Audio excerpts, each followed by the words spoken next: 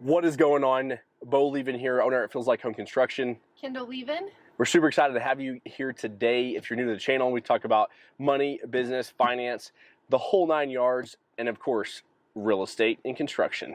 Yep, so let's get into the video. So tomorrow you wake up, you have nothing in your bank account, you have no house, you're pretty much broke.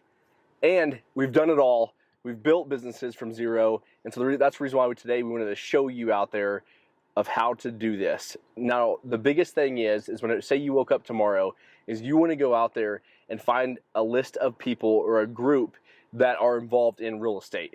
That's big for us because, you know, they say 87% of millionaires are made in real estate. And if you go out there, you get on your Facebook, look for a local investing group, and get on there and see who's like moving and shaking. You know, so like here in Amarillo, we're going through there and we're looking on there of which guys are out there selling deals, buying deals, own a bunch of units, and you want to get involved with them and start reaching out to all those people and making a list of those groups and go to like business meetings and go to these things where you can sit there and listen and see who is out there moving and shaking in your town. Right, because starting with $0, you don't have money as a tool, so you're going to need to build connections and find people in that real estate world that you can form those relationships with, because that's going to get you your tools that you need to get forward with the real estate journey. Yeah, and at those groups too, you're going to come across hard money lenders. You know, a lot of those guys too, sometimes if you're familiar with them, they won't make you put any money down, especially on a smaller size project. You'll run into bankers too, commercial bankers, and you'll start meeting all these guys where you're getting your name out there of, hey, you know, I'm working with Bo and Kendall, and you know, they're out there building these things and doing, you know, buying units and selling units and doing all this. Well, you start getting your name associated with some person that's making things happen where you are, and that will, you know, help you in the long run too as well.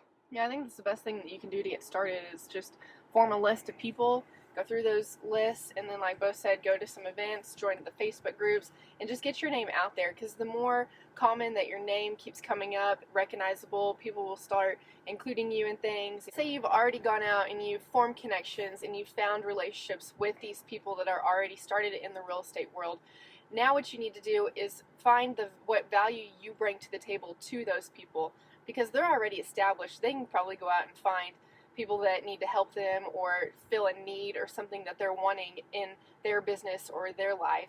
So what value can you bring to them? And that's the question that you have to ask yourself. When you go to these things and you have these meetings with these guys, ask yourself that question and then be prepared, because they're not going to want to, you know, form a relationship with you just because that you want to. Like, they're going to have to say, okay, what do you bring to the table for me? Because most people just want for themselves. Yeah, and like she's saying too, you know, that value could bring, you know, for example, to make it easy, is that, you know, we're in construction.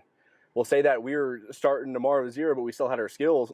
We could go to somebody else and say, hey, look, you know, I got all the crews, I got all the subs, and I can put a building up. And, you know, I can do that at a cost. Well, you're out here finding somebody else that is already established, like Kendall's saying, and doing all those things. Well, I just created that connection now where I'm going to be a part of that deal and own this deal where I could go out there and build this thing at cost. Yeah, and say that, you know, you don't have any construction experience. Maybe you're good at sales. Maybe you're good at talking to people on the phone. And there's always some sort of value that the reason why you're wanting to get started that you can bring to those people.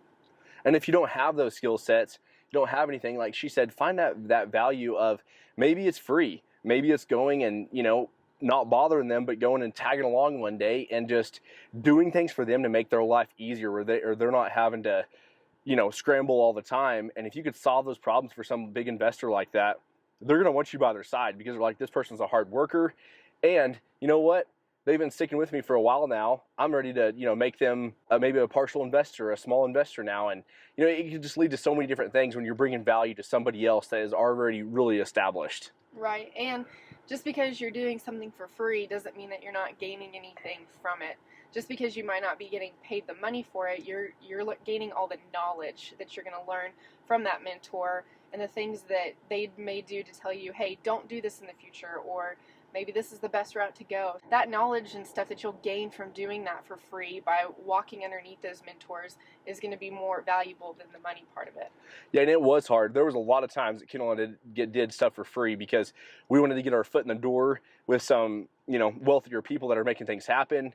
Whatever we had to do, we would make that happen, and we would even cut a better deal just to build that relationship with that person, or take them to dinner, pay for dinner, whatever we had to do, we made it happen.